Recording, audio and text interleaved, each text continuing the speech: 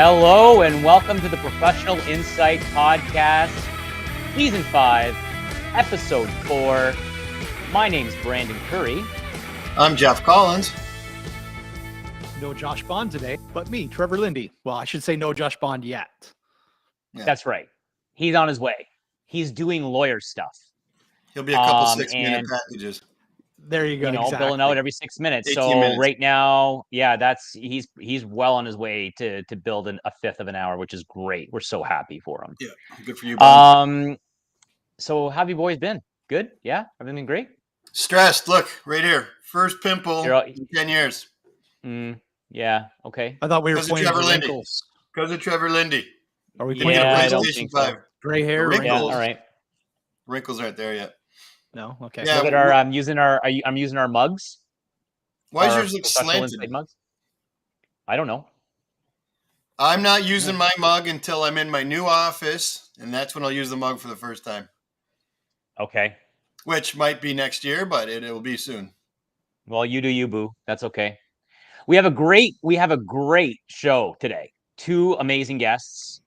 First one's coming up, Brandy Henderson, co-owner, co-founder of Owerna Group and Reveal Magazine. She's amazing with the marketing stuff and the promotional stuff and all that stuff. Yeah, it's going to be good.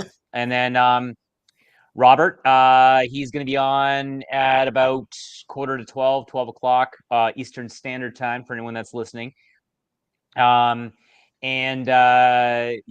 criminal lawyer.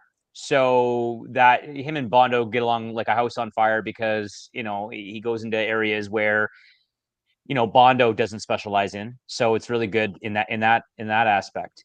But Lindy, you were just, if we can quickly, you're looking at the analytics on where our listeners are from. You were telling me the other day, like what were you saying?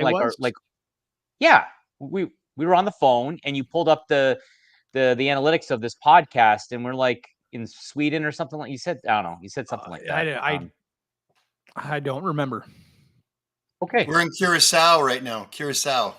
Are we? What? Heavy. All right. You want to hear something crazy before we go ahead? Okay. My son's got a Twitter account. We talked about this last time on the account. Yep. Mm-hmm. So he's got an account that it's called Stuff That Shocked You in the Past. So it's coming from a 12-year-old's eyes and stuff that happened in the past, like the German Wall coming down. He's like, oh my God, the German Wall came down. So he's got a couple of big people that have reposted his stuff. He's now at 117,000 followers. Wow. On Good Twitter? Yeah, 12 years old. It went from 500 in 3 days to like 60,000. It's grown like 10,000 a day for like the next 7 days. It's kind of slowed down at 117, but he had a manager reach out to him saying if he'd like to be managed to make money off of it. I said, don't do any of that. Just enjoy it, have fun. Don't worry about it. But now he's all stressed because he's got to keep content up to keep these people coming in. So what does he post? He just JFK was assassinated. Is that no, he hasn't done that one. His biggest one so far was the Xbox 360 has been released, and he had like Xbox reach out to him. He had like 138,000 likes and stuff. It's the craziest thing. Like this 12-year-old kid, like I've got 488 followers on my Twitter because I don't really pay attention to it, but he's so into it. And now he's got this gimmick that people just are eating up because it's, from the eyes of a 12-year-old thinking about big stuff that happened in the past that blows his mind. And people just love it. Well, right now, it's a flash in the pan kind of thing. But I'm just saying, who else has a Twitter account? The Professional Insight, and maybe your son with 195,000 followers to retweet. Maybe I don't know. Maybe help a couple guys out would be great. He could say he's shocked that the Professional podcast is on Dean Blundell Network. Boom! Yeah, how about that? Million likes. Million likes. Can you do that? How about you ask him to do that? Yeah, I gotta kiss his ass a bit. He might have to extend his bedtime or something. Oh, you know what? But isn't that impressive? Like, that's pretty. He blew up. He went viral like within a week, and we're like, "What is going on here?" and all that. And then like literally every 10 minutes was like 5,000 more people on this thing. Wow. Okay. He can come on and be a guest. Rookie is Brandy in yet? I'm just not too sure. I know she was messaging me. No Brandy yet. Okay. Okay. All right. Cool. 1 second. I'll just see where she is. Well, you I know, know we can talk about what I wanted to talk about, which happened yesterday. Something current about it, if you want to. Yeah, go This, for this it. is where I was talking about. I'm not going to mention the names of it, but it's our company, and we had a build that was scheduled to close yesterday. And when you're building a new house, the day before you have a pre-delivery inspection where you go through the whole house. It's about 2 hours of inspecting everything and teaching the client and looking for little nicks and stuff on that. And really, it's a to-do list for the builder to give them a perfect house on it. So that's part of the process. We can talk about that in another day. But the thing that was important is that these buyers are buying a house, and this could happen on other builders. We're not doing anything at this point, but they bought a house about last February. We started the paperwork process. They're getting the keys. They're supposed to yesterday. The house is probably worth 800 to 825 right now, and they have a purchase price of 650 because it was purchased over a year ago when the market was different. The market's risen that much. But now they're in breach of contract, which is pretty serious. Now, a builder has the ability to push back their close with enough notice. In fact, a lot of people are doing this right now because of material supplies that are delayed and other various factors that are a nightmare during the pandemic, and especially post-pandemic when we're almost in an endemic right now. But the builder with enough notice can push back up to a year and sometimes further than that because of COVID. The buyer cannot. So the buyer knew about the close.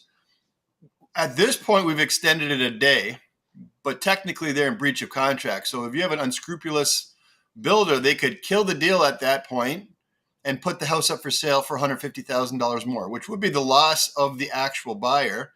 And the interesting part there is it's more or less a problem because the mortgage broker at this point was just asking for paperwork 2 days before, and they had an approved financing back in February because that's part of the process of getting approved for it. Now, maybe they're doing something different. They haven't even asked for an appraisal, which I think wouldn't be a problem because it's so undervalued right now.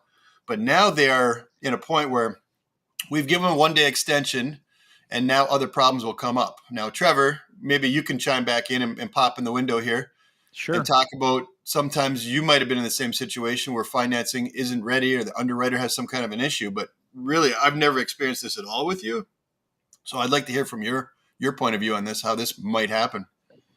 It's tough to say. Obviously, I don't have firsthand knowledge of what's happening in the file itself, but They told me it's a really difficult underwriter. That was the thing. But why is an underwriter involved 2 days before close? That's my question. well, and that's kind of I'm prefacing.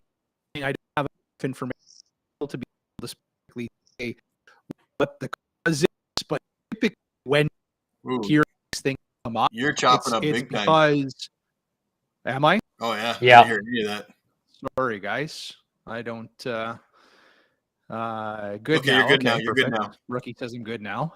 So I was saying, I'm trying to preface it by making that statement, not knowing enough about the file to be able to say what's actually happening. But typically, when we get into those situations in the 11th hour, where things are still being asked for, I see one of two things. One, it's the broker that has potentially caused the delay. Not getting documents in a timely manner for them to get reviewed. Taking that a step further, it may not be the broker that did it. It may be the lending institution that has just taken so long to review documents. But how you started the conversation today when we were talking off air about this, Jeff, is you said the underwriter is now asking for additional documentation. They're asking for a grading plan on the property, which for all intents and purposes, Well, they said site plan, so not even grading plan, which is the weird part too, because it seems like they're not even. I'd put both of us on here, Chris. We're probably having a back and forth. The site plan was asked for, which the site plan is more for a subdivision, right? A grading plan is what the city's asking for in regards to water flow on the property, right? The thing that got me curious about saying there's going to be an issue here is 2 days ago, they forced me, the lender asked for an amendment to take one of the buyer's names off of it. So shows you there's some kind of an issue there with the financing department right there, right? So now they might be going through re-underwriting. I don't know. But as soon as that came up 2 days before close, I'm like, what is going on here? There's clearly going to be an issue. I phoned our lawyers, which we use, Bond and John. Of course, I'm supporting the podcast best I can, and great people on our podcast too. But I told him right away, look, there's going to be an issue here. And at that point, the lawyer said, how would you like to stick it to him? Because really they're in breach. Or, how do you want to play it? I said, well, they're great clients of ours. They're nice people. All that stuff like this does happen. Let's give them a day, see where it goes. But ultimately, when you're looking from the buyer's or the builder's shoes or whatever, there's a cost for every day it extends, because you have financing charges on this. You have utility charges on this. The lawyer's already gone through and found adjustments on this. So really, you're looking sometimes anywhere from $100 to potentially even $500 a day per diem on extending a deal. And that's just for the builder to break even and the cost to extend the deal on it, right? The bigger problem here is the lending institutions causing breach on this contract. So I'm curious, and you might hear this, or you haven't heard it before, but I'm not sure. Can the buyer, if they lose that deal and lose $150,000 in equity because the property's gone up that much, go after the lending institution? Nope. Now creating a breach? Nope, not at all. Not at all. And I think I've shared this on past episodes. There's a broker. He's no longer a broker. He took a promotion. He's now president of one of the brokerages underneath the Dominion Lending Center group of companies. And he joked around that he got a stamp made that says conditional, and he would stamp every single commitment that he did with this word conditional on the top of it, because the reality is the lenders have lawyers with deep pockets. They have dotted the I's, crossed the T's. There is no loopholes in those agreements. They are very clearly written that this is what we require of you. This is how how we need it to be provided to us. This is the timeline which we need it to be provided. What if they have everything and they're not in breach with the broker contract or the lending contract, and they've done everything right? Obviously not, because now they've changed it by removing a buyer. There's a change there. Again, very hard to answer the question, because I don't know if it's broker or if it's lender. If I was involved in the transaction, I'd be able to say it was me, it was the lender. Obviously, me, I'm not the type of person to throw anybody under the bus if I can avoid it. I'm not saying any names here. Nor would we be talking about this live on air if that was the case either. Yeah.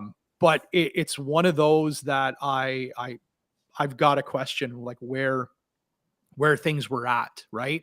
Was everything provided to the broker in a timely manner? One of my colleagues, we were actually recently at one of our kids' track and field days, and we were chatting, and he said, "Oh, you're not going to believe this file that came across my desk. This broker had pre-approved these clients. Not my colleague. This other broker had pre-approved the clients. The clients went in, condition-free offer, bought a home, couldn't actually afford to buy the home. And, here they were 2 days before closing, and my colleague ends up getting the deal. They don't want to work with that broker anymore. And my colleague is, talking to his lawyer and figuring out, okay, well, how can we get this done? How much can we delay the closing so that everybody is happy? But here he was, and that was an instance where the broker screwed up, where the broker didn't do their job. Their broker was getting things done last minute. You've told me in the past before many times, which sucks for you. You've done a lot of the legwork and all that, and you've told me that until it closes, really, you've seen them change before, even with signing a commitment and just going somewhere else, right? You mean the client or the lender? Yeah, the buyer, right? If they're using you for lending, or is it as soon as they sign the commitment with you, then they're committed, or is there loopholes for the buyers there too? Not that I want to. Technically, the buyer can, up until the day of closing, until they're at the lawyer's office signing the particular papers with that lender. So that locks it in as the lawyer signing, basically. Yes. Yeah, that's essentially, because this is the problem coming up right now. There's lots of people who bought, say, in January, February, who are now getting ready to close, and they bought at that peak, that apex of the market, right? Where now it's come down, maybe not crazy, but like maybe $50,000, $100,000 in some, well, kind of crazy, but has come down a bit from that peak. And now the lender, can they just say, no, we're not going to do it? Or they forgot to do the appraisal and now it's not appraising at that? Like, this is the thing that is just... That absolutely can happen, where, and I can tell you right now, getting an appraisal is like pulling teeth. I have clients right now. The appraisal was ordered on April 19th. Still to today. Great day. It's a great day. Still It's a to great day. today, we have not had Oh, is an that your appraiser birthday? go out to do that appraisal. Yeah. It's Yeah. just April 19th. Yeah. it's been ongoing, right? So anybody that, I'll give you another example. I've got clients that are they're existing clients of mine in Ontario and working for Dominion Lending Centers. I've got access to our head office in Vancouver, in Port Coquitlam to be exact, and I can facilitate transactions out of the province through them, basically co-brokering the deal with our head office. So I've got clients that are in the process of trying to relocate from one area of British Columbia to another. And exactly that. I said to them, guys, listen, the reality is it's taking a while to get appraisals in. And secondly, the values with it softening right now, you've bought at a certain price point. We need that value to come in. So rather than waiting, let's get the appraisal done early than later. Right. What do you mean early? Like as soon as they're firm on the transaction or before they firm? Well, no, like before they're firm right now. So I can tell you these clients in particular, they have a sale of property on their home and on the purchase agreement for their current primary residence. They had a condition of finance, sale of property, and inspection. BC, different. So they still have all that stuff. Anyways, we've got their approval in place. They waived their condition of financing. I said, guys, I think we should get that appraisal ordered to ensure that the value you're paying for the home does come in. We don't delay it. And they said, okay, well, we've got to ask for an extension on the sale of property because the sale of property was about to expire. And the seller wanted to wait because there was potentially another offer coming in. So they waited until the Friday. Once that Friday hit and the seller agreed to extend the sale of property for them, we ordered the appraisal right away. That's actually a few weeks ago now. And to be honest with you, we still don't even have the appraisal done. We're still waiting on it. I think we got Brandy here now too, eh? Yeah, we got Brandy. So, Brandy, is she in the green room right now? There she is. Hey, Brandy. Hi, guys. How's it going? Fantastic. How are you? Good. Good. We're just talking about Thanks daily industry stress, so we thought we'd Sounds vent a little bit. interesting. We'd vent a little bit. Very good. So what's going on? So, I mean, we have a much larger audience than when you were on before. I don't know what Josh is trying to say. Josh is here, I guess. Excellent. Good. Bring Josh on. On, there he is. Hey, wait. There we go. Oh, turn on your webcam. There we go. Come on till Brandy was on. Hey, Josh. There you go. Oh, I'm flattered. Good to see you, Josh. Sorry, there must have been some confusion with our so gracious leader, Mr. Curry, today. So I apologize. I'm on a little bit late. Brandon, I'm sure I will share with you the same respect. I bet you was 6, 12, or 18 minutes Mr. late. Curry, I will. Let's go. So how's it going? Yeah. So Brandy, how's it going? It's fantastic, and it's Friday. Happy Friday, everybody. Happy Friday. Thanks. Right? Not like that means anything in what any of us do for a living, but happy Friday nonetheless. Right. It means it's one day closer to Saturday. That's all for me. So what do you want to so just give everyone a brief update about Owerna Group and just the history and how you started and all that stuff. Yeah, for sure. So Owerna Group has 3 entities, Owerna Media, Owerna Access, and Owerna Tech. Owerna Media is, I think, what I'm most familiarized with in Niagara. Reveal Magazine is one of our branded magazines we produce. As a firm for Owerna Media, we do full service marketing, media publishing. We've published some books. Like I said, we have our own brand of magazines and full service marketing services from branding all the way to digital marketing, advertising, etc. We have a blast every day, work with some really incredibly talented, creative people. And we love what we do. So we're in our 5th year right now. The last 2 were a little bit interesting for, I think, all industries, but we have a blast. We get to work with incredible people every day out in the community, doing what we can, using our tools and our expertise to help other businesses grow and get back into, a strong economic footprint, which is great. And then you're all over the world too. Like, I mean, with your online and stuff like that as well, correct? We are. Our readership for our magazine, just on that branded side, we have readership in 103 countries, which is great because we do a lot of work through the business magazine for economic development offices throughout Ontario. And then on the digital marketing side, because we have access to international inventory, depending on what the business's target market is, we can tap into different inventory sets for different products all over the world. We have clients out of Montreal that are software tech clients, and their primary market is Latin America. So we're running all of their digital campaigns in Latin America right now. We have some work going on in Europe. And then, of course, the US market with things like email marketing and, all these different device ID tracking and things. We do all that in those markets as well.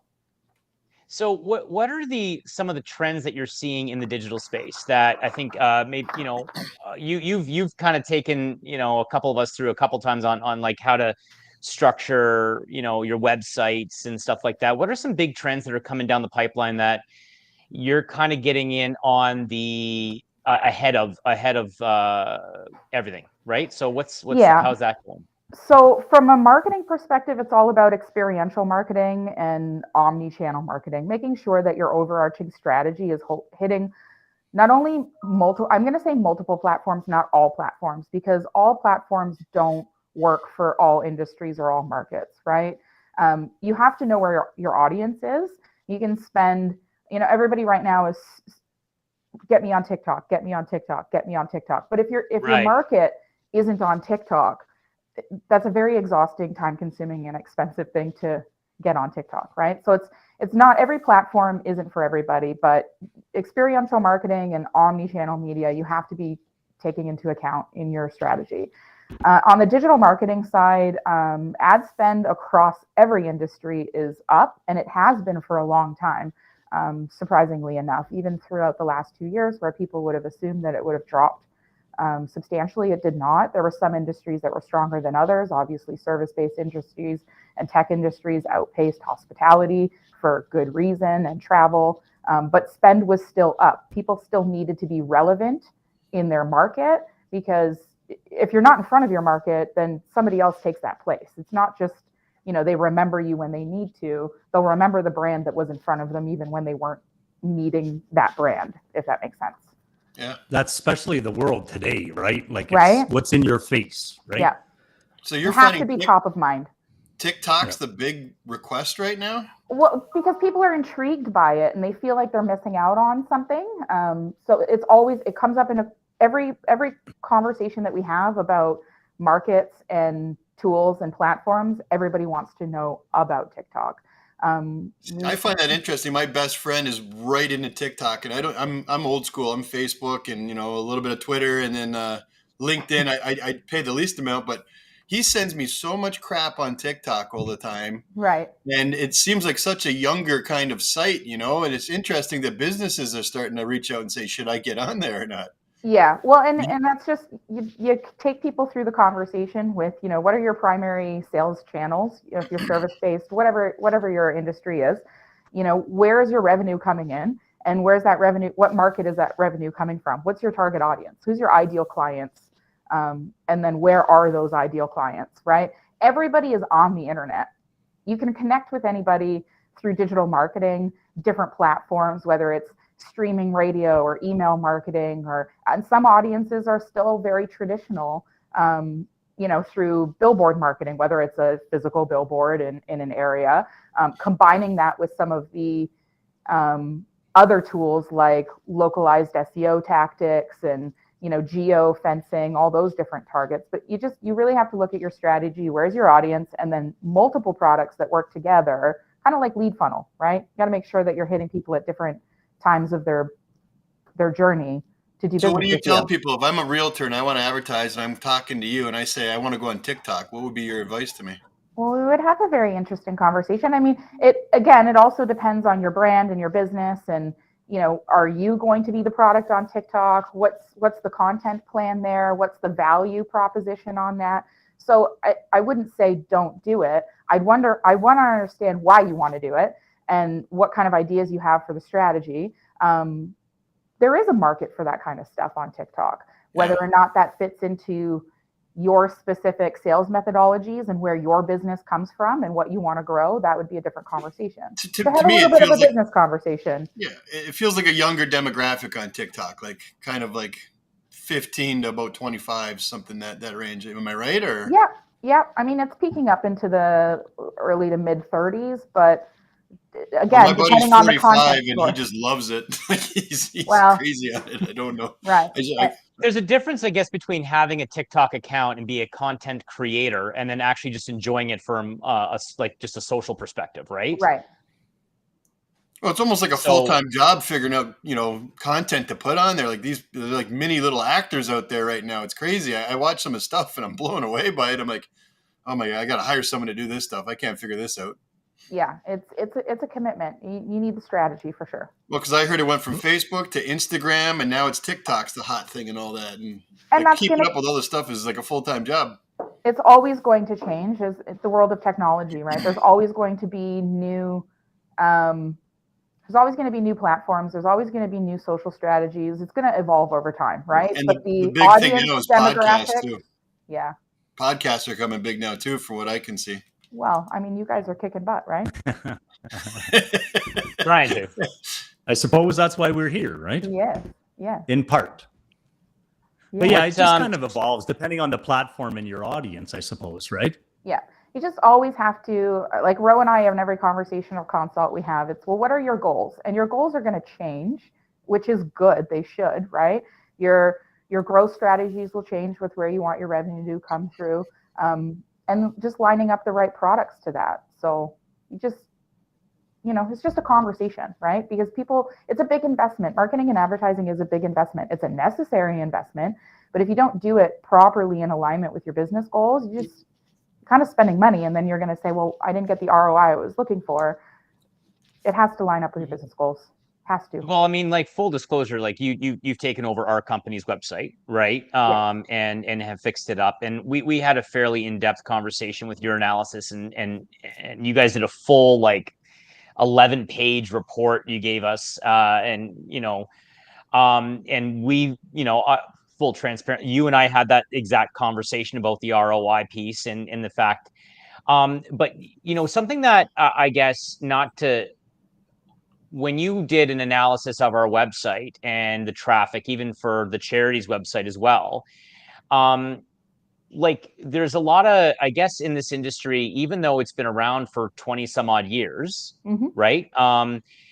There's still the ignorance on the industry is, I guess, still very high.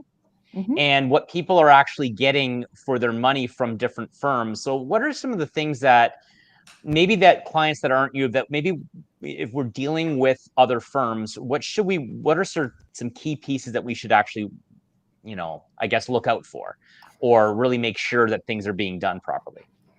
Well, always ask what kind of data, like even before you get it down the road, always ask what kind of data they're willing to share with you, because all marketing and advertising investments now have a tremendous amount of data, if it's being done right, that can be exported and shared. You have to have that kind of transparency, right? We are huge advocates of optimization, real-time optimization of campaigns. Sometimes you can work with an agency or a consultant that will run some campaigns for you. You'll get the startup, you'll get the assets, you'll work on everything. You'll come up with what you want your campaign goals to be on those platforms, and you'll set it for, let's say it's a 3-month contract or a 6-month contract or a 12-month contract. What are your flexibilities to make changes to that campaign if it's not going the way that you thought it would? Is there flexibility in that? If there's no flexibility, run. Right. And that's the big thing.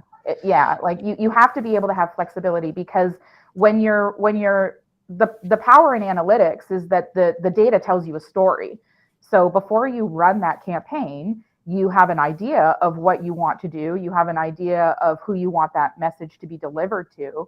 But as that campaign is live and running, the data might tell you a different story, and you need to be able to react to the data If you can't react to the data and make changes, then you're stuck with an investment that you know might not give you the greatest return. You have to be able to adjust. You have to have campaign managers and people that are advocating on your behalf to get that end result, even if it means having to change it.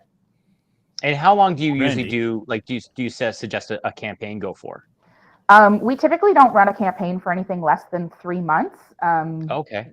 You want results, and on average, a lot of our campaign structures overall are 6 to 12 months, and we renew them based on different content. So you can have multiple layers of messaging, and you can stack those kinds of things.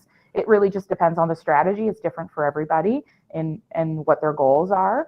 But yeah, when you're working with analytics, especially in digital marketing, you want to build upon the data because it gets stronger over time based on how people react to your brand. So then you use that data, you adjust, and you get stronger over time, connecting with your ideal audience. We Bondo, won't run a campaign for a month. It's just Brandy, what would you say? What would you say to a company, or do you believe that there's a company or markets that are not marketable? Like, I mean, I sometimes wonder that about our profession, right? In terms of how many people are actually looking for a lawyer in that I think format? everybody should be. Whether or not they are, I don't know.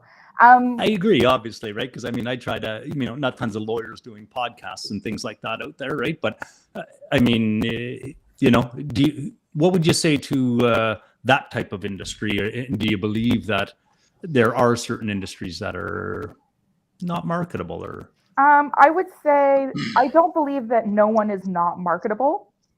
Everybody needs a presence. Whether you have a strong referral basis for your to maintain your business, whatever your strategy is, at some point, if you're not marketed, then people aren't aware that you exist when they need you. The level of how prominent you need to be and the frequency of that and the consistency of that's going to differ depending on your intention to scale, right? If you're a small boutique operation and you just want to be memorable in the market, you want to have brand awareness on a regular basis, great, there's the strategy for that. If you are in your industry and you're growing, or you have purchased another firm and you want to be, it depends on the business, right? It's just different strategy. But no, I don't think anybody's not marketable. Yeah. As an example of that, say like your more Bay Street firms, you'll see a tendency for them to have higher marketing campaigns, right? Just because their tentacles reach a lot further, right? Right. And how saturated is your local market compared to other? Like it's all very, very dependent on the individual business, right? Interesting. Thank you. Now, you got into, I know Reveal Magazine is one of your, like, the subsidiary or whatever you a division within Owerna Group. Yeah. What made you get into because not only is it digital, but it which is a huge presence, but you also print it. We do. And like, what was the reasoning? Why did you even go down that route of printing? Like, what was the rationale when everything's going digital now? But since the day we started, I mean, great magazine. We thank you. We're pretty biased and passionate about it, but we love it too.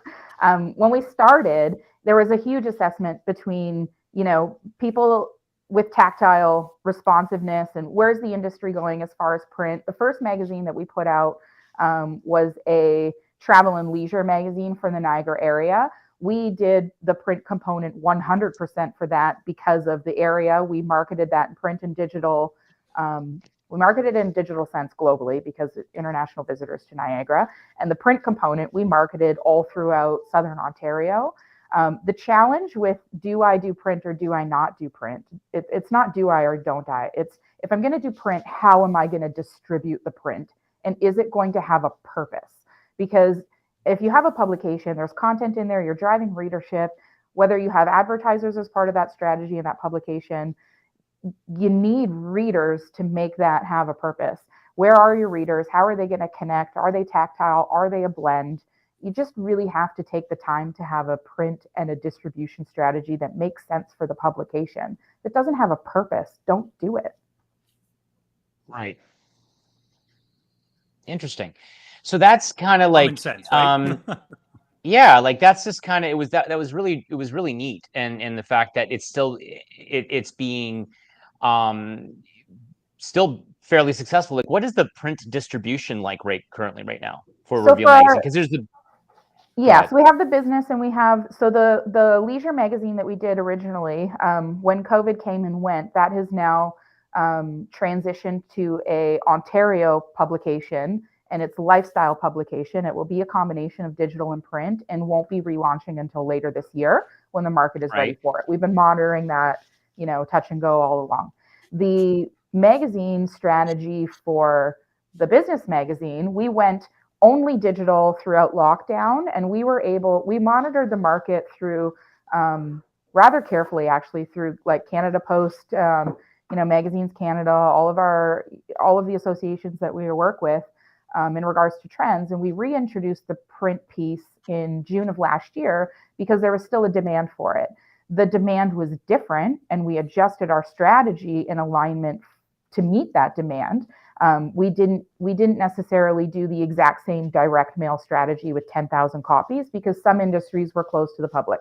Some industries were open appointment only. There's not a lot of sharesies of physical print publications anymore, right? So readers per copy is not we monitor the statistic, but it's not a statistic that we're investing in promoting, because that's not the temperature and the climate right now. It's very personalized. It's very tailored. We print 5,000 copies, and we very strategically distribute them through mailing. And it changes per issue to make sure that we're going along with the trends of the Niagara business community. And then, of course, all digital. We use all of our digital marketing tools to promote our own publication. Right. Okay. And where are you, I guess, from a suggestion, like, how do you split a advertising budget when a budget's finite? So how do you still put them into the print copy, or do you still see there's a value to that, or can you go all digital, or where do you stand on that? You can go all digital. We do everything. It's got to make sense for you as a business owner, right? So what are your goals? What are your interests? Based on that conversation, we'll educate you on how this is going to work from an investment perspective. If the print component, like, very rarely does the print component not make sense in that magazine, again, because we're talking about a Niagara business magazine, right? We did a relaunch of our Reveal Magazine's website, and that, instead of it being previous, it was a magazine website. Now it's a multimedia portal. So we can do full digital magazine type content through that as well, for people that have different budgets or different time cycles in their business, right? Maybe it makes sense for one quarter to, take that cover positioning and really blow out something really, really great. And then maybe you just maintain that messaging or follow-up messaging on the digital channels or on our website. It really depends. It depends on what your business is. We go back to goals every time, guys. What are your goals? If it doesn't make sense for your goals, we're not going to recommend it. Even if you want it, we'll recommend against it if it doesn't go along with your goals.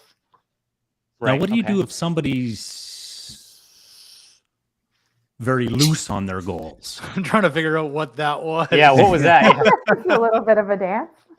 Yeah, it's like slithering, right? They don't know exactly what it is. They're trying to figure it out. Well, then we make our best.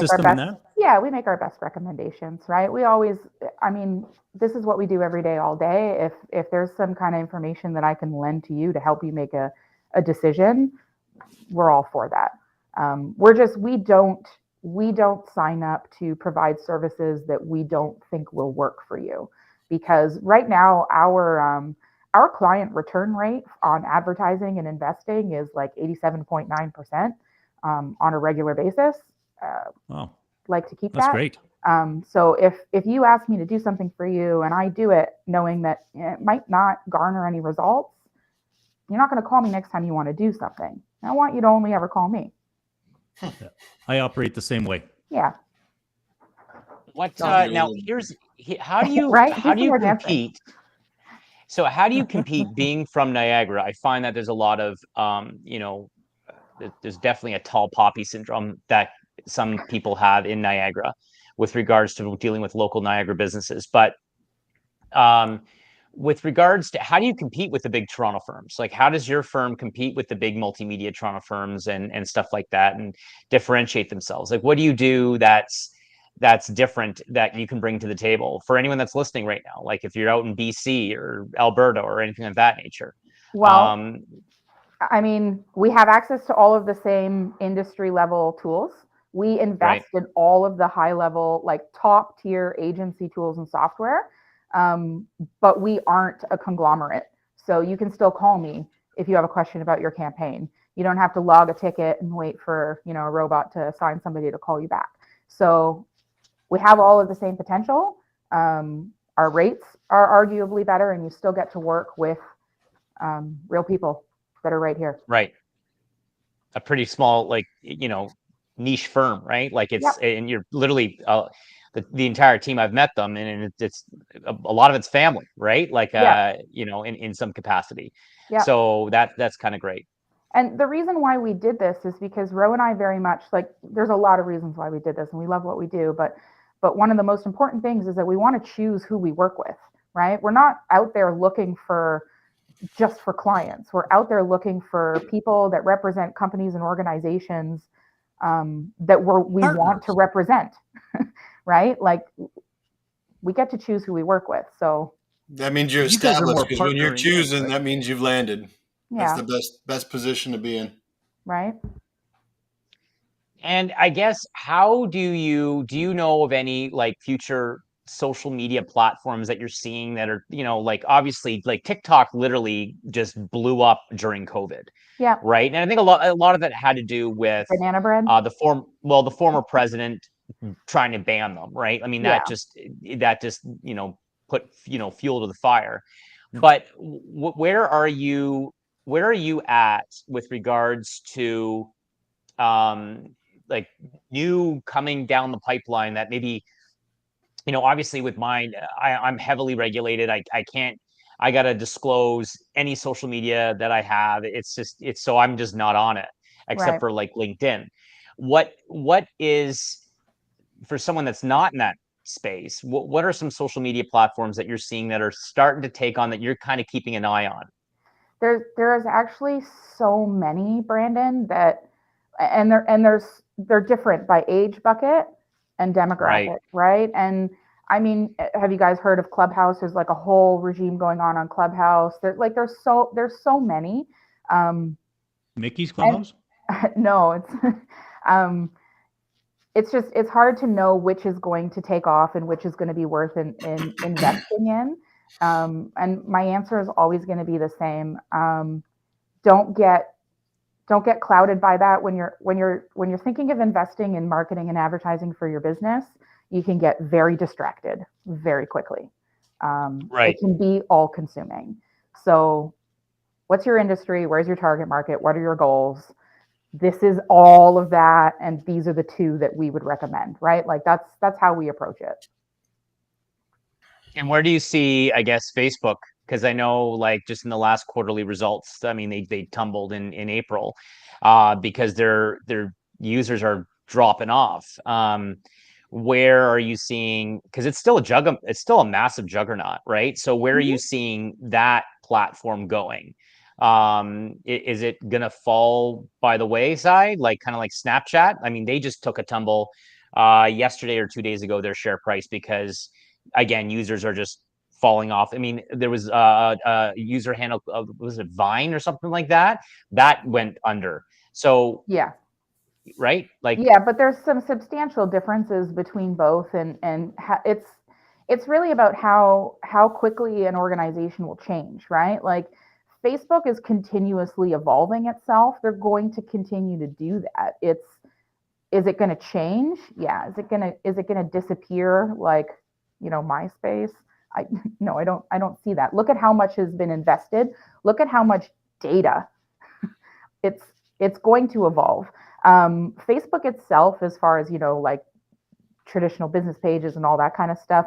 People still, depending on the age bracket that they're in, if they're looking at doing business with a company, one of the first things that they'll do habitually is go and see if they have a Facebook page, because that gives them, that trust validity. Does this company exist? How long have they been on the platform? Is it somebody that I'm willing to give my money for? It is what it is. It's different. Are your kids on it? Are people in the age of like 20 to 35 on it? It's getting a little dicey, but it's evolving. And they're also, Right. it's also the same. It's also Facebook, Instagram, kind of a package deal, right? So they're dominating those two age demographic buckets and different styles from a social platform, but all integrated together. The organization's going to continue to evolve.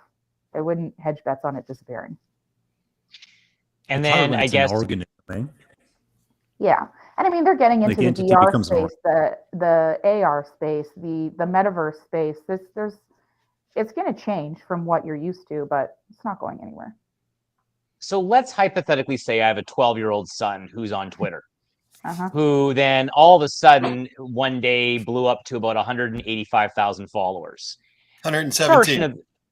Sure, 117. So what portion of that would be bots or would be actual people? How would you? And I only say that and I say that facetiously, but to be, as a father, like, you're also concerned for their safety as well, because Mm-hmm. that can be extremely uh, detrimental to mental health, which we've talked about a couple episodes back. How would someone be able to figure out, like, how many are they, like, they legit, like, that sort of thing? It really, it kind of depends on the content. You'd kind of have to look at it to see. And it appears differently on different platforms, right? Like Twitter, I would say if that's happening on Twitter, it's a little less likely than, let's say, Instagram or an IG live feed, or anything in some of the other younger platforms like House Party and Snapchat and TikTok. You really just have to look at it. I mean, social media for a younger demographic is absolutely terrifying. I have a 16-year-old, and I have seen how social media. I mean, when I was a kid, I was excited if I got to do a 3-way call with my girlfriends. Right. These guys are the duplication of 3-way calling with their friends is running like an IG live stream, and they're all talking to each other while also chatting, and there's some keyboard bullying going on. It's just crazy, right? You have to monitor it, and you have to look at it. You can't tell unless you look at it. Yeah. What's a key indicator then, Brandy, if you knew, like, this person's has nefarious intent, not necessarily nefarious, but like they're a bot, or they're out there to be I guess they're nefarious actors, I guess I could say. Like, what are the next steps? Like, what could Jeff do, I guess? Not a whole lot. Like, it's really I follow my difficult. son on Twitter and all that, and I pay attention, and I see Yeah. a lot of its interactions too with other people, which I monitor. I make sure I know what's going on for him. Yeah, Which is amazing. Transparent conversation. Like, Yeah. I talk to Blake You must have had all the one really time, good video in there. right? Yeah, you just are you having conversations with people that like real life people, right? And with Blake anyway, the Xbox online gaming thing hit up quite a bit of those conversations in his earlier years, because they were talking to people and playing games with people all over the world. And then that's just kind of duplicated itself on social channels. But it's just, be careful about what information you share, right? And just understand that not everybody is who they appear to be. You used to be able to scrub, if I would do like spot checks on his account, if there was no content on somebody's account, it'd be like, okay, well, that's probably a fake account. But now people in his age group are not putting any content on their Instagram pages or anything. They're literally just using it as like a live streaming chat tool. It's like they've duplicated some of the positives of Snapchat over to that platform, and it's a little bit harder to keep tabs on stuff. So it's just conversation. You have to have conversations all the time. Yeah, you want to hear some nasty stuff? Do online gaming like Call of Duty and stuff like that. After the match, when someone wins, it's intense. The grossness that's spewed out of there, these young kids sometimes, is just like, oh my gosh. Yep. It's because we call them keyboard warriors, right? Nobody knows where they are and all that. It's nasty. Yeah, when you Well, don't have to be accountable. You don't have to be accountable to what you say. Yeah. Well, it's kind of funny because Robert is coming on, the criminal lawyer is coming on like after, and one of the things that he will touch on as well is like criminal activity over social media that he's been involved with, which was kind of interesting. And like what is the recourse? Like what are your what's your path? Did you see what happened with Nazem Kadri after he ran the goalie? I did. Wow. Yeah. His wife posted all the nasty racist tweets that were out there, and it had people's actual Twitter handle and all that. And yeah, you got to find these people, out them and all that. Like, it's too much of this veil behind the keyboard. It's terrible. Like, there's pieces of garbage out there. It's disgusting. And I wish that part would evolve faster than the technology itself. Yeah. Well, we don't live in a world of accountability. We haven't for a while. Not, Josh. We do not. It's unfortunate, and we'd really like to hold a lot of people accountable that. Yeah. Well, if everyone's masking their IP addresses and all that stuff, you don't know where they are. They know how to be nasty. They're doing it purposely. The racism out there on the keyboards it's brutal. Brutal. So that just tells you that we're still racist, right? Like, you know what I mean? There's still a good portion of the population. I think the worst part about it is it's the younger generation. Like, my kids go to school and all that, and they don't even look at color right now, like my 10-year-old and all that. But then you go online, and like the words that are used out there, and these are by little kids that you think would start to be moving against that now, right? But it's because one gets called the other one, they start using them for the other things. It just, it's terrible. It is terrible. Scary. It's very scary. Well, yeah, it is. I mean, like I'm, for example, my daughter, she just just joined the class was a child from Ukraine, and she had there's a language barrier. Obviously, there's a language barrier for the mother as well, and obviously she's sick. She doesn't understand about the war in Ukraine right now, but she does understand there's a war. Like, she was told that. But and there are people of color as well from different ethnicities, which I think is phenomenal, because that was not the case when I was growing up down where I went to school. That's for sure. So that's amazing, but it's still not at a level to what Jeff is saying. They're which is great. I see her to be desensitized, but it is amazing though what people will want to get away with on social media, and it's kind of disgusting. And to Jeff's point, what was said, regardless, Jeff and I are diehard Leaf fans. We were pretty happy when Kadri got traded, because of I wasn't happy. I want Kadri back. I love Kadri. I'd take him back in a heartbeat. Yeah, I was okay with him being traded, and with regards to what happened in the playoffs. But he's a phenomenal player. I mean, like, you can have an opinion on whether or not he's a good player or a bad player. That's totally fine. But those comments that were said to him and then to his wife were absolutely disgusting and disgraceful, despicable. Like, it was insane. And there's no recourse. No. There's nothing. These people just get away with it and then they walk away, right? So I can tell you how we would handle things up north. Well, if you can ever find them, right? Like, that's the other thing too. They could be anywhere. I always found them up north. Yeah. But I guess because I know you're on a tight timeline there, Brandy, because I know you have an appointment at noon. So we appreciate you squeezing us in today, which was really, really nice of you. No, I appreciate it. So there was a trend at one point of connecting like an Instagram to your website or a Twitter, but you've advised, I mean, for us, for example, not to do that, not to go down that road, because of what you described as what we're talking about right now. People can post whatever the heck they want. It can go on your website, and it's next to impossible to take it down. So you see that trend continuing, and is that a wise suggestion? Yeah, I mean, again, it always goes back to industry, and like if you're let's say you're a retail business and you have a very large buying community that's engaged on Instagram, then maybe that feed would make sense there, something like that. But again, it really depends, but don't do it for the sake of doing it. We recommend against it. Awesome. Okay. What now? In terms of your business, what are your aspirations, Brandy, on a go forward basis? Oh, we've I mean, you got, have so many balloons up in the air right now, and you're doing very well with the ones that I'm aware of. So. well, I appreciate that, Josh. We have a lot of fun, and I know that we're very, very known now for our media component, but Ro and I have been working in the back end on the tech side. We are tech girls at heart. So you guys are going to start to see a lot more of that come to fruition over the next couple of months in regards to app development and software innovations and some of that kind of stuff. I can't say too much about it right now, but no teasers. Okay. Very, very exciting. But that's essentially where the future is looking for us, as it should. So media and marketing will always be a big part of what we do, but that's where we're at in the back end when you can't see us.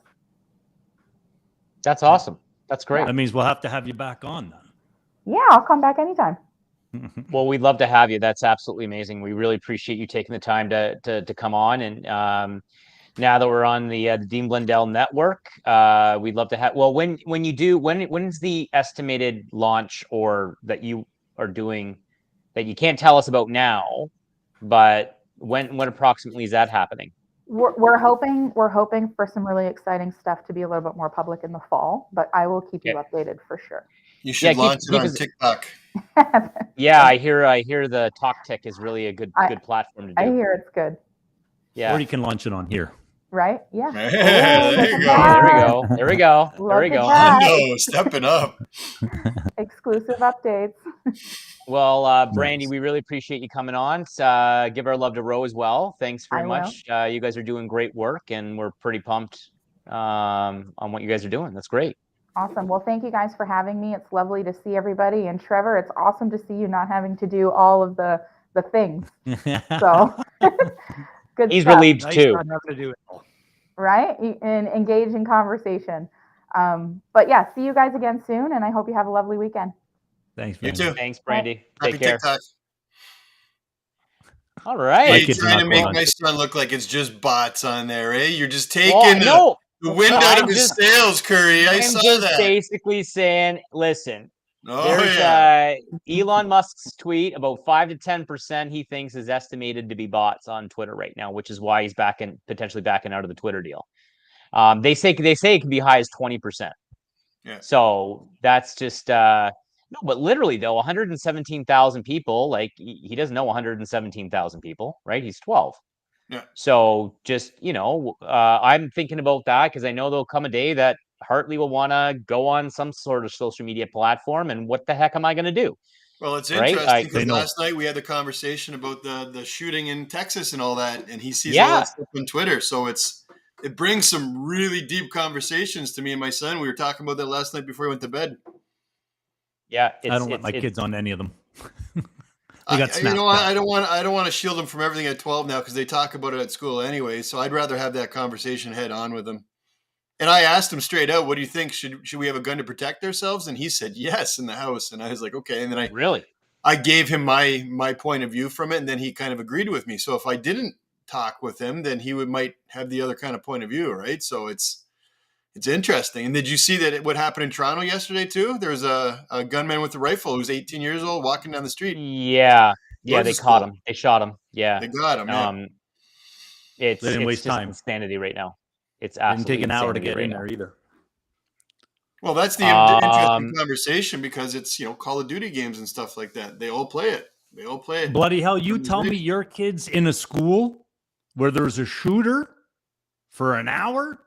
45 minutes. How the fuck are you going to hold me back? Did you watch the videos on Twitter about the parents trying to get in there saying they want to rush it and the cops wouldn't let them go in? Oh, how would you hold me back or any of us back from our kids being in there? And then can you imagine the cop having to shoot the parent trying to go in there to rescue his kid? Like, oh my God, you would have riots everywhere. I didn't hear that. A cop shot a parent? No. Can you imagine if they did? Because they're saying don't go in there. So why would you got to think? Why would the parents be able to be held back? If my kid is in that thing, you better shoot me dead before I get in there to try to save my kid. I'm the same way. So I don't get that. Like, you watch it 45. I think Dean had it on his Twitter account yesterday. I was watching it. He did. And he showed the video of it. And I was like, oh my God. And my friends have kids in the States, and they get schooled in school of what to do when a shooter comes in. They're taught this in their class. And their solution to the problem all over, we won't say this, the station or anything, but there's a certain station that down in the US that is their solution is to arm the teachers and to put armed retired US military and police officers in every single school. And one of the with AK-7s with AK-47s, of semi-automatic machine guns too, AR-15s, maybe the principal gets a bazooka just in case if they really got to go down. Just in case. How about a grenade? Launch them with grenades. Something funny about that is you actually have Ted Cruz. Senator Ted Cruz the other day, and a lot of Republicans are using the same talking point, that it's these back doors. It's these back doors. He's in Texas. Okay. Yeah. So it's the schools need to lock the back doors. They need one entrance in and out of the school. They need an armed guard officer there. Fire hazards, all that other sort of stuff. But there's so many Republicans that are actually talking about that right now, as it's not gun reform that we need. We need reform. Yeah, we need to do this. And the real funny part is there's a lot of the more center or left leaning media outlets that are saying, have you forgotten about Sandy Hook Elementary School? Yeah. The shooter shot the guard at the front door and made their way in. Or how about the one in Florida? The one in Florida, I forget the city right now because there's been so many. But there was an armed guard, Parkdale. Thank you, Robert. 29 school shootings in the state so far this year already. 29. That's insane. Wow. Insane. There was an armed guard. Actually, you know what? He's chirping me right now. So let's bring on Rob. Rookie, can you bring in Rob? Yay! Hey, sir. How we doing, boys? I'm in my golf shirt because I got rained out this morning. Oof. Oh yeah. Well, I think I joined SCGC, St. Catharines Golf and Country Club, and Oh, you did? When did you join? Last fall, because it was cheaper. I turned 34 last October, and it went up as soon as you turn 34. So like a couple days before my 34th birthday, I was like, I'll just pull the trigger on this. Mind the pun. I know what we're talking about here. Looks like you're sporting a nice Cully shirt there. That's nice. Little product placement. Yeah, absolutely. That's for the guy next door. If you don't promote the cartel, he'll. He gets kind of antsy, right? Yeah, he'll put it out there. No, he didn't ask me for. I just threw this on this morning because I was late I couldn't even get on the range this morning. I like it. Cully's a good buddy. So you've been again, Rob. Because we're now on. He's your buddy. He's you're good. You know Dean Blundell as well. You've done some I've seen some of your articles on deanblundell.com. You've written very well written articles, and I'm not saying I'm shocked. Oh my God, but no, but they were very well. Yeah, but no, but the thing is I just, when someone has the ability, especially in law, in criminal law specifically, on a couple of the things that you've written about, to explain it, you walked that fine line. So tell our viewers and our listeners, again, just remind them, it's been a while since you've been on. So. Yeah, I think I was sitting at the kitchen table last time because we were in one of the, I think, dozen shutdowns that we had. That's right. Yeah, you may have had more hair too. Yeah. Oh, thanks, bud. I just got this lid trimmed again. But yeah, you're probably right. I'm losing it as we speak. Sort of. I meant more for the COVID, but Rob. Yeah, I'm a litigator by trade. I started out doing corporate commercial, and no offense, Mr. Bond or Bond, but it just doesn't Josh do it is for good. me. It just doesn't do it for me. And I've always liked to be the guy on his feet, and I've always liked to be moving around and sort of getting in and out of court. Because court, whatever you want to say, it can be frustrating, it can be long, it can be at times arbitrary and idiosyncratic, but it's great theater, and some great stuff goes on there, and it's a way to sort of it speaks to my abilities and also my personality. And I honed on that pretty early on in my career, that I wanted to do litigation generally. So my practice is probably at this point about 60% crim. A year ago it was probably about 85% crim, and they just doubled what you can claim or they just drastically increased what you can claim in small claims court. So I'm doing a lot of small claims court stuff. What'd they bump it to, Rob? 35? It's $35,000 what you can claim in small claims, which that's a game changer. Because and before it was 25, right? It was 25, and they call it the nuisance cost of litigation, right?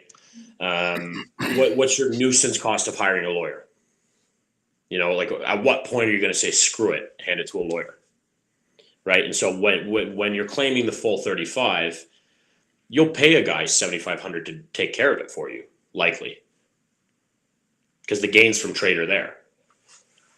Did they change the rules on costs? Because I think there was only a max $1,000 cost award before. I don't know if did they change that at all, Rob? No, the costs have not been altered, but it's $35,000 now, and it's even for you guys down there at Flipacario. Like it's a great little avenue to get into, because it's it's a half day at most.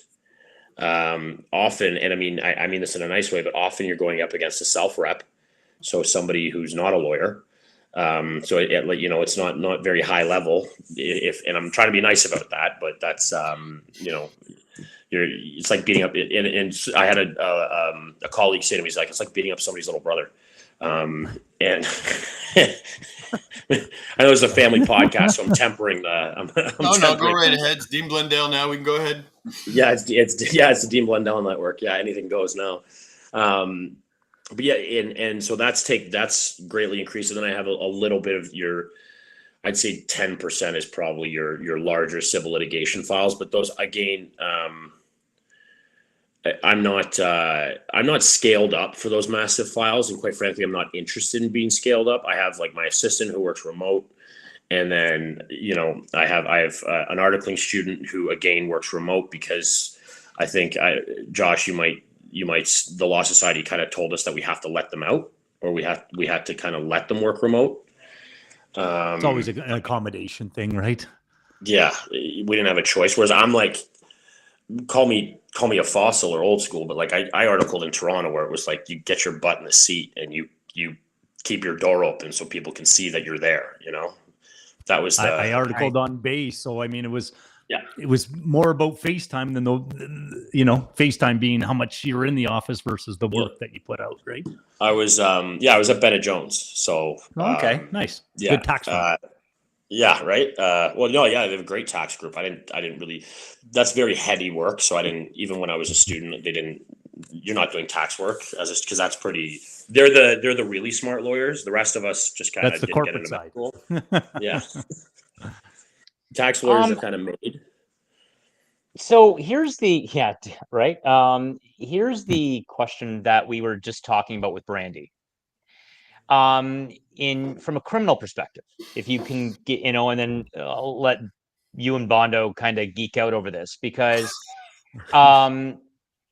like what do you do if, okay, now, and again, being facetious, but being serious at the same time, with Jeff's son, right? He's got 195,000 followers. Crushing my son. Hey, he's going to hate you. 250,000 followers, whatever.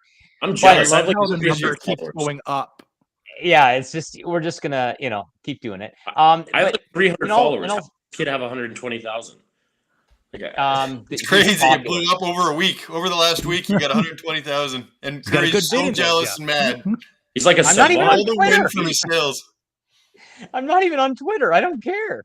But in all seriousness, like what is the recourse criminally? When it's something like Nazem Kadri, okay, you can love him or hate him as a hockey player, whatever. Don't Love care. him.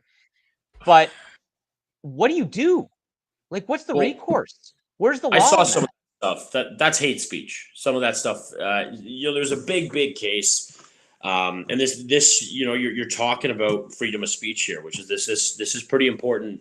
Again, I'm a charter guy, right? So, I've actually got a case that's going to the Court of Appeal right now where I brought a challenge to the police search of there was a case from the Supreme Court, Regina the Queen v. Reeve, where and you might remember this, Bond, the Supreme Court will do this. They'll identify an issue and then say, we'll decide that issue when we have a case that turns on that set of facts. It's kind of a bit of a cop-out, I've always thought, but they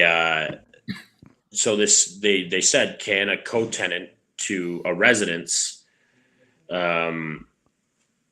consent to the search of the residence by police? And so they identified this issue, and I've got a case that turns on that where I love the backwards chirps going on and just giving it to each other. Oh, you can see that too. Oh yeah, I'm it's a live. I'm gonna Anybody, join in soon. yeah. If you have a Harry Potter room in your house, that's okay. I'm not letting you get away with that one, pal. I don't Two care of if you them, have dude. I others or got not. two girls. I didn't know anyone could see the Yeah. private chat. I thought it was just us. That's no excuse. But anyway, Do you have any kids? No, no. Thankfully, Then none you that I don't know understand an excuse, None Rob. that you know Sorry. about. Yeah, none that I know about. When do Gotta they show keep- up gotta- when they're 18? Say, hey, Dad. Yeah, back child support plus interest, but so the fact scenario is the kids are on their front porch, dad's in the cruiser wearing the bracelets, dad owns the house, the cops go to the front door. Can we have a poke around? And just as an aside, gentlemen, if the police ever show up and say, can we have a poke around? Nothing good comes from that. Okay. Nothing good. The answer is get a warrant. Yeah, That's do you have a warrant? that's the answer. So before we go, I just want to my only worry for that, because I've thought about it. Okay, is how would that then raise suspicion? No, it doesn't. You can't. The notion of anybody seen the movie Town with John Hamm, Ben Affleck? It's about Charlestown in Boston and bank robbers, and so there's a line in there where John Hamm says to sort of one of the main protagonists, he goes, well, anybody that lawyers up is guilty. That's not the truth. You have the right to instruct and retain counsel. You have these are inalienable rights. That just because you say I want to speak to a lawyer, that doesn't mean that you're guilty. That just means that you're exercising your charter rights, which is and those are your rights. Like these are fundamental, right? And they're for all of us. They're for the best of us and the very worst of us, and it applies equally. It applies to the God help them, but the guys living under the bridge, and it applies to all of us, right? Like right the way through the back to the mayor. Yeah, right. Yeah. Well, Trudeau's lucky that it applies to him, I think. But It was his old man that brought it in, though, in '82, right? The charter. Yeah. It was enshrined in the Constitution in 1982, or entrenched, as it were. That's the phrase they use. But yeah, and I say those kids don't have the authority to consent to that search. And so now we're going to the Ontario Court of Appeal, and now it's beyond this was I'm not going to say the jurisdiction, because then maybe you can hammer it down, but with the way the Crown's office works is, so you have that Crown office handles the first set at the Superior Court, and then from there it goes to 725 Bay Street. There's this is like the brain trust of the Crown Attorney's Office or the Ministry of Attorney General. This is where you get your real heady, you get your real heady lawyers, your eggheads, right? The smart ones. The smart lawyers. Yeah, I'm a street lawyer, man. That's like what I am. I don't pretend to be, I'm not going to reinvent the wheel, and that's fine. But you're being humble. You articled at Bennett Jones, so you have to have some academia behind you. Yeah, I just didn't leave the library first year. That's all. That's really all. Like, I knew, like, as you all know, you get to law school and it's like you have no idea what you're doing, but those are the grades that actually matter. The first year ones, the rest of them don't really matter, unless if you're lucky enough. Unless if you're lucky enough to get a job early on. Which is the good jobs, which you articled on Bay Street. So you probably, where were you? Like McCarthy's or? Heenan Blakey, the former Heenan Blakey. Was that your fault or what? Yeah. Set it all up. Did you bring that down? Yeah. I actually helped clear out the Heenan, when I was interning at Assembly First Nations in Ottawa. I actually helped clear out the Heenan Blakey office. And I remember seeing Jean Chrétien's, the name right, because Chrétien was at Heenan Blakey, and I remember seeing. I did a project with Chrétien, whether he should endorse Conrad Black. We told him let's not go there. But and so I say that search was illegal, and so now we're kind of getting in a boot fight, but it's going to the Ontario Court of Appeal.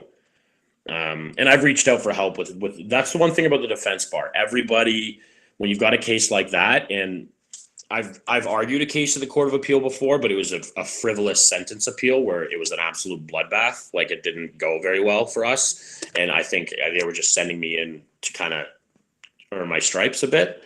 Right. And but yeah, like I will. I've reached out to other members of the bar, and everybody's really willing to help out, because I have no idea how to draft a factum to the Ontario Court of Appeal. No idea. So I'm getting a lot of help there. And that's the one thing about the defense bar. Everybody, or most people, are willing to help each other out, because there's a lot of lone wolves at the defense bar. Right. Like there's a lot of guys that are kind of just go out on their own, right? I think it's a certain personality type lends itself to criminal law. So then that was based on, like, the whole, the charter piece. So, I mean, like, that is hate speech, going back to the original, I guess. You're saying that that's hate speech, but what is someone's recourse? How do you sue a Twitter handle? How do you criminally charge a Twitter handle? Hate speech becomes, you can isolate. You'd be amazed, Curry. You can, isolate where someone is. You can, just based on their, you have to go through Twitter, and Twitter's notoriously mercurial when it comes to this kind of stuff.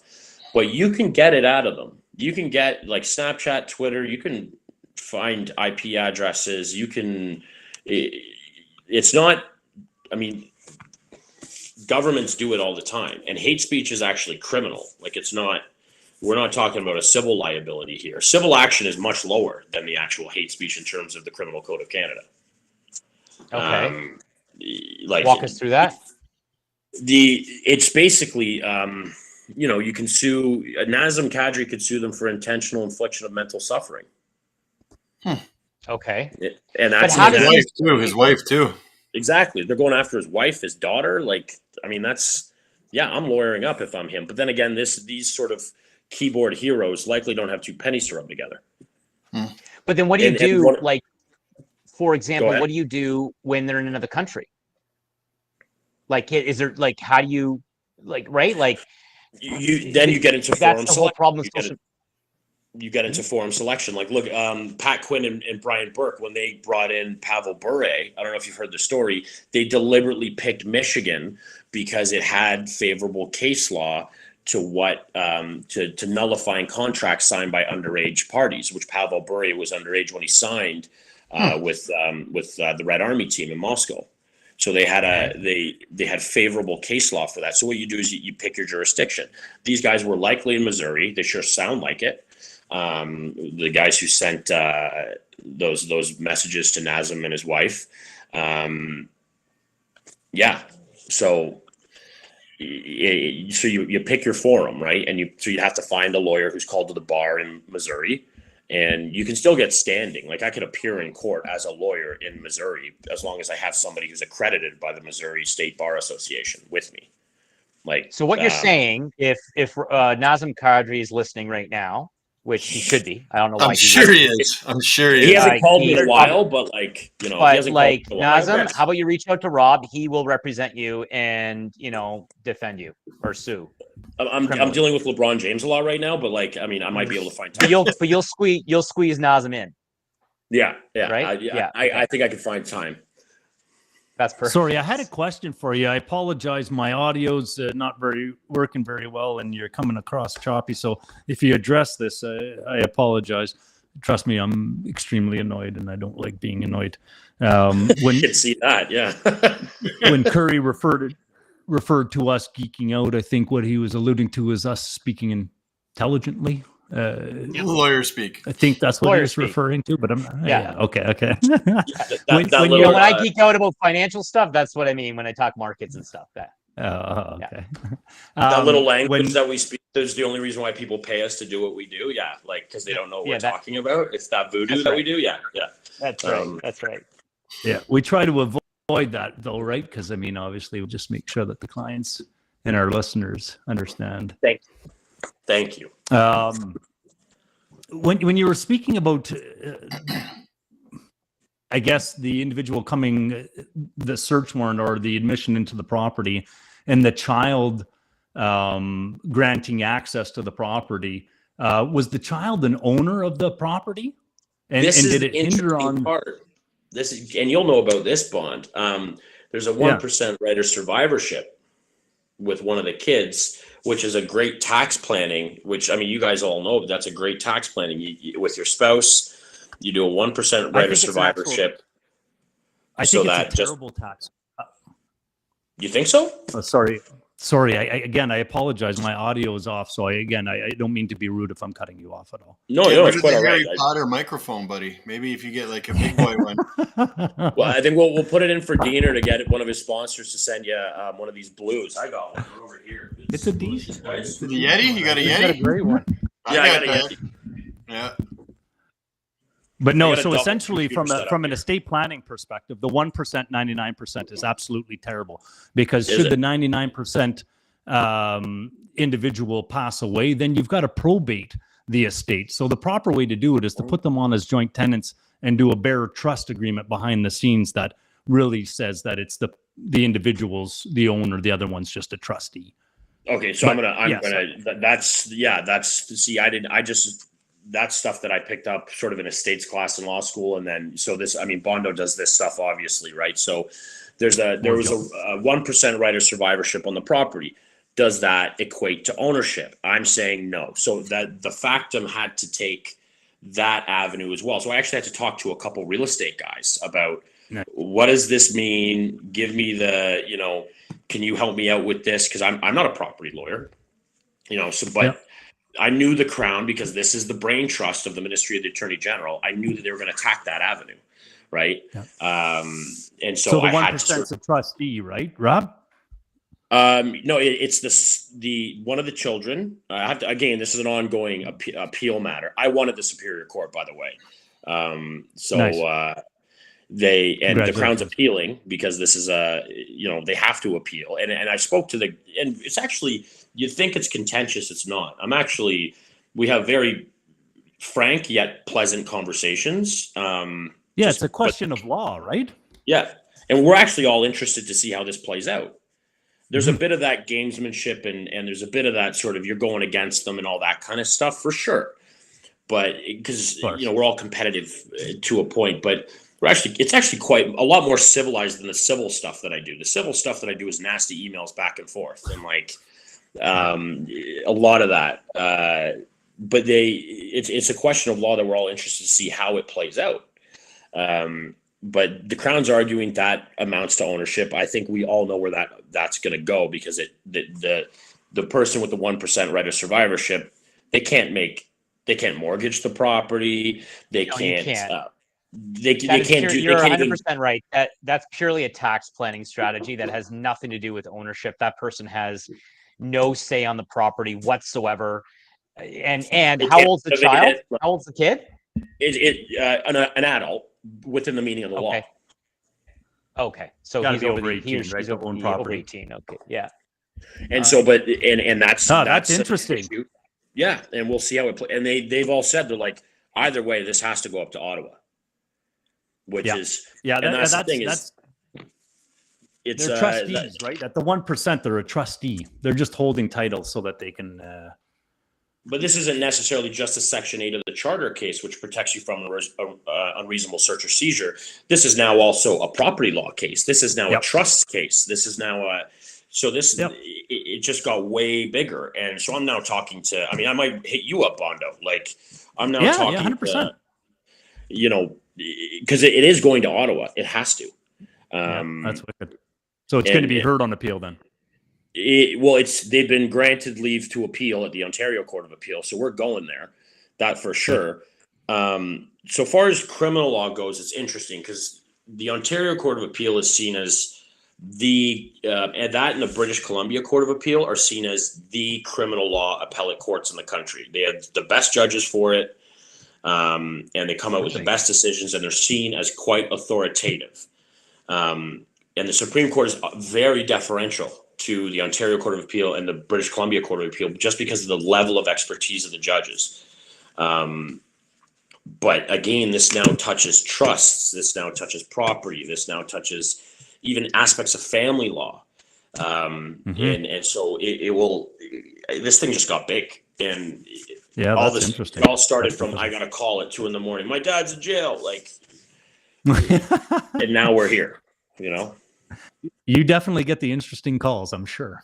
Yeah, last night was Thursday through Saturday evening, like Thursday night through Saturday night. That's the witching hour. That's that's your 1 a.m. They kind of start and they go till about 4. Talking to drunk people's great. That's a great. It's like having kids almost. That's what I would equate to having kids. Teaches you patience. I don't know how you do it, man. That's crazy. Well, I get paid. You lose money having kids, but true. And you get Harry Potter rooms. Yeah. Kids are kids are very expensive. I talk to my sisters about this, and they tell me stuff about. I'm like, a crib is $2,500. Like, oh yeah, man. Like, it is like I literally I throw up every time. I mean, I've got a great daycare provider. Don't get me wrong. And they're amazing, and I'm so blessed that I actually found a spot. But the amount of money in a year, I think one year when both kids were simultaneously at daycare for about 9 months, I think that bill in Niagara came to 18,000, 17,000 that I spent. And you can't send I've got a client. Like, you got to send I've got a client. Well, I've got a client. That's an unlicensed daycare, which is fairly. That just means that they're not registered with the they're not registered with the body down here, right? So no supervisors with guns or anything. No. So, did you guys see Steve Kerr's press conference? Oh, yeah, that was about as powerful as it gets. Yeah. And he's been through some stuff too. That his dad was the head of the American University in Beirut, and he was shot at his desk by a jihadi. Like, he's been through some stuff. That guy. He was pretty sick in there too, as of late. Yeah, he didn't look like he was doing too well there for a bit. Well, I mean, it's one of those things though. Like, I've got a client up in Toronto. She pays $120 a day for daycare. One child. Child. Well, my sister, she's like an executive at a tech company. Like, she's not answering the phones. You know what I mean? And and my brother-in-law does very well. I don't exactly know what he does. I know he works in Pickering, the nuclear power plant, and I know he goes in the reactor. Like you couldn't pay me enough to do that. Like, he goes in. And actually, everybody has a price. Looking for superpowers is what he's doing. Yeah, exactly. Crazy. But she was telling me, and she makes good coin. She's like, basically, I work to keep our 3 kids in daycare. That's it. And she makes good money. Yep. She's got an adult job on paper. It looks great money. She's like, I work to keep our kids in daycare. That's it. So I know you have you have a pretty hard stop. So it's always interesting when we have you on, but what is happening now that you're seeing coming down the pipeline from a criminal law perspective that you think is going to turn heads or be beneficial or be detrimental? Like, what are you seeing right now? We're still on the up curve of Me Too. We're still in the up. It hasn't even been. It's not even close to leveling out. Like, we're still going up. Like, I'm still seeing a lot of historical sexual assaults. Things that happen. Like, I still have one ongoing from 1981. Wow. Like 6 years before I was born. That this allegedly took place, right? I mean, and here's the thing: is that, like, men got away with this crap since time immemorial, you know. And I have a buddy of mine who's a welder, and like, I mean this in a nice way, but you'd think he's a lunch bucket, but he's not, right? Like, he one of the most poignant things he said, like, I was whining about it because I was just seeing, historical after historical after historical kind of coming through my office, and it's good money, and I do well out of it, but they're tough cases, man. I couldn't do it. Excuse my language. No, they're tough. Hey, dude, like the things that you'll hear in my office, like, it's don't worry, but like, they're tough cases, and it's like, we're still on the up. And my buddy says to me, he goes, Rob, and he's a welder, so he knows all about metal. He goes, if metal's bent one way, sometimes you got to bend it back a bit farther than center to get it straight. If you know what I'm saying. Yep. Yeah. Pendulum. The pendulum needs to swing far one other way in order to kind of get equilibrium back into society, right? Is what you're basically saying. Yeah, they're tough cases, and I, the way the law is being interpreted now, I don't necessarily agree with. You're seeing judges kind of twist themselves up so as not to grant, let's say, a 276 application, which is you want to cross-examine a complainant on their prior sexual history, because the defense bar's play used to be, you go up to the stand, you say she wanted it, and call her a slut. Like, that was, and I disagree with that. I want to couch that. I don't want to get, like, drawn and quartered in the middle of St. Paul Street, just for saying that. But, well, just because she's a slut, it doesn't mean she consented, right? There you go. And so you have, if I want to cross-examine a complainant on her prior sexual history, even within a marriage, I have to bring a Section 276 application and be granted leave. And even if you are granted leave, you're walking a tightrope there.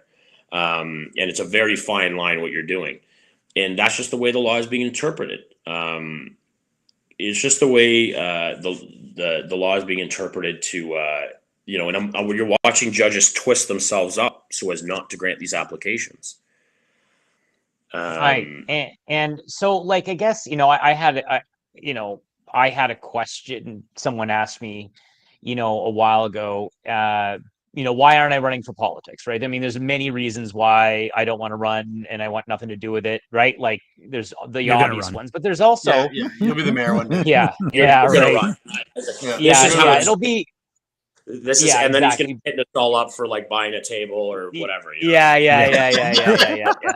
Like, that's hilarious.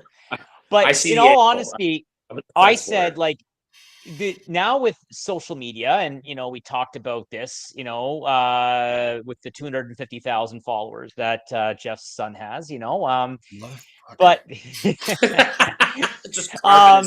he's gonna start chirping you on Twitter, and you're done. I know. I'm not on Twitter. Your mayor career is over. I don't think you are running for politics. He's gonna carve you on Twitter, and you're done. Yeah, I know.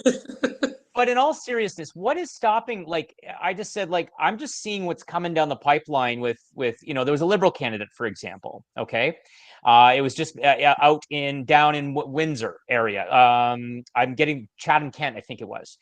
Mm-hmm. And the first Liberal candidate running in the provincial election got disqualified by the party because of a homophobic slur this guy said when he was 13 Like on social media. then I might as well just never leave my house again. You know what I mean? It's getting. This is what I'm whining about now. Is that it's getting absurd. You know, you're seeing people who, like Kevin Hart, not with the. I mean, maybe some of the stuff he said was not okay, and it was a lot more recent. But it was before all this stuff piled off, and before the education, and calling a guy the F word. And I'm not going to say it because I don't want to get absolutely I don't want to get disbarred before the podcast is over. But calling a guy like that word was standard play 10 years ago, 15 years ago. Like I played hockey growing up. I wasn't any good, but you know, that was a you thing. don't agree with but for the record, we don't agree or condone it, but it happened. And I'm absolutely. The word is disgusting. And it's indicative of sort of the hardships that community has faced for generations, and continues to face. And I profusely apologize if I ever offended anybody by using that. Like I'm not that man today, but I grew up, playing hockey, and and that was okay up until 15I years ago. Have you seen the new show Shoresy yet, Rob?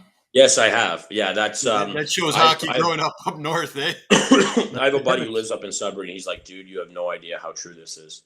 Like, it's awesome. Yeah. Show. He's like, you have no idea how true this is. Like they're bang on, eh? That's from the makers of Letterkenny, right? Yeah. Guy from Letterkenny. He's a great writer. He's phenomenal. He's very talented. 3.5 Jared hours Kelso. north of there.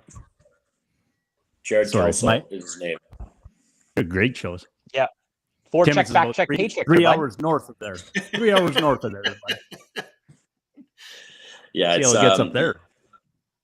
No, I've actually done some work up there. In Timmins? I've been to Timmins. I've been to I do a lot of work for truckers, because if those guys get so much as a 30 over, you're uninsurable now. Yeah.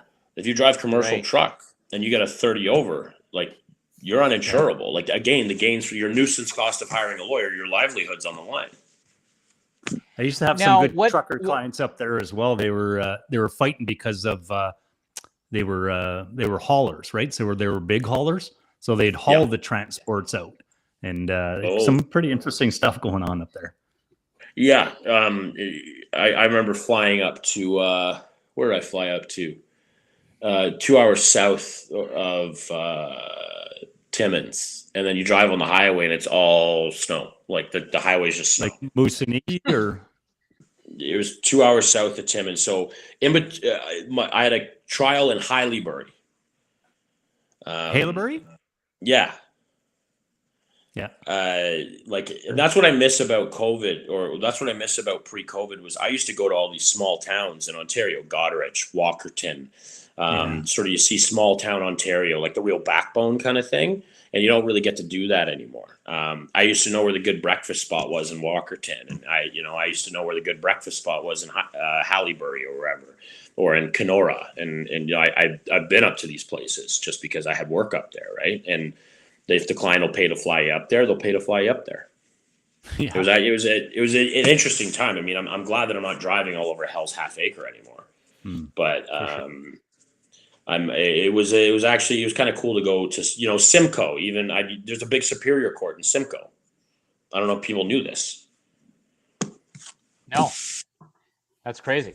And these small jurisdictions have these beautiful courthouses too.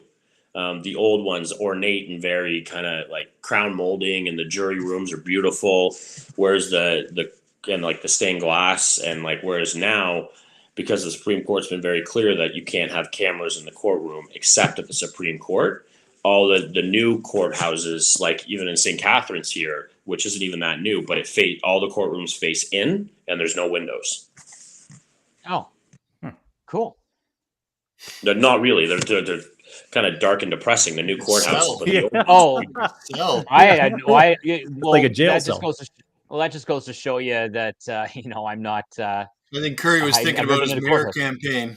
He's thinking about his mayor campaign. No, I was paying attention. Well, Yeah. I want to have you on again because I also want to talk to you about at another time. I want to talk to you about the whole process of jury duty and the fact that you don't get paid for it, yada yada yada yada.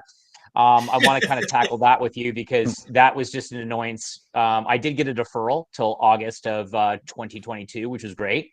But You'd have to run federally if you wanted to change that, Curry. Just letting you know. I know. But anyways, Tell I me want you're to racist. tackle that because it's probably and then I'm disqualified for running for mayor ever. So there you go. So I'm damned if I do, and I'm damned if I don't. Like Yeah, the short term gain is not good for the long term pain. But Yeah. anyway, we appreciate you being on. Thanks very much. I want to have you on again because you do. Anytime, boys. And I want you to basically let us know when you're available next because I know that burns a lot of people, which is the jury duty piece. Well, So Yeah, when's no. the appeal? When's the appeal, Rob?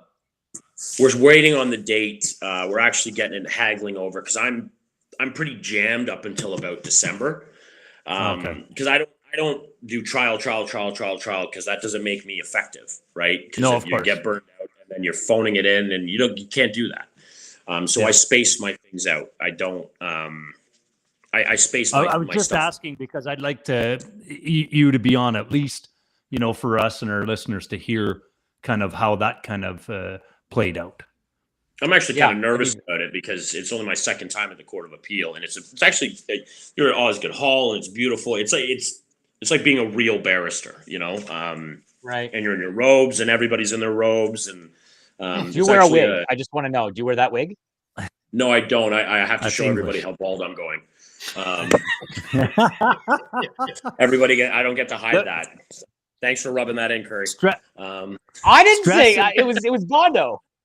Yeah. Stress and excitement are the same emotion, right? Yeah. There you go. Right. It's just a matter of how you interpret. Yeah, and so I'm looking forward to it, but I'm also actually. That's why makeup sex is the best, Bond. Stress and excitement. This took a left turn. Yeah. Wow. That's Not to my called brain. Thank you, Collins. Right on. But well, on that note, thanks very much for popping on there, Rob. We want to have you on again. I see you all the time and talk to you all the time, so we really appreciate it. A lot of positive comments the last time you were on, which was great. So we're gonna have you. We're gonna have you definitely as a regular to come through because you add some great We'll content. get Shorzy on with him too. Get Shorzy on. We can talk episode 5. And it allows Bondo to geek out, and talk lawyer talk. Timmons talk, Sue talk. It's I'm always happy, and plus we have the office in the same building, Curry, so I can't hide from you anyway. So I'm always happy to come on. All right, nobody can hide from Curry. Find you, Rob. Well, thanks very much for coming on. We really appreciate it, man. Cheers, boys. Enjoy yourself. Thanks, Rob. And you want to get one more shot into my son before we're done here? One more shot? No, it's good. No, I think it's 375,000. Probably at 300,000 followers right about now. I'll see how many he's at right now. And next time, should I him use these glasses here? Tell him to tweet the Professional Insight podcast so we can get some. 117,000. All right, tell him to tweet. There you go. That'd be good. Anyways, thank you to Rookie and Matt for producing this show. Without you guys, we would not be where we are. We really appreciate it. And also the Dean Blundell Network and to our sponsor, Brand Boulevard. And Bondo, we had to start early. Curry made us do it, so it's. Oh, I'm gonna bloody kill you. That's what I'm gonna do. Screw Bond. Yeah. We got to get going here.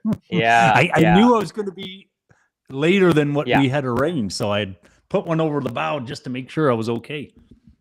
Yeah. But anyway, you want to take us out there, Bondo? Dictator. Help us. Oh help my you God. Stay informed. Ciao, boys. Thanks very much.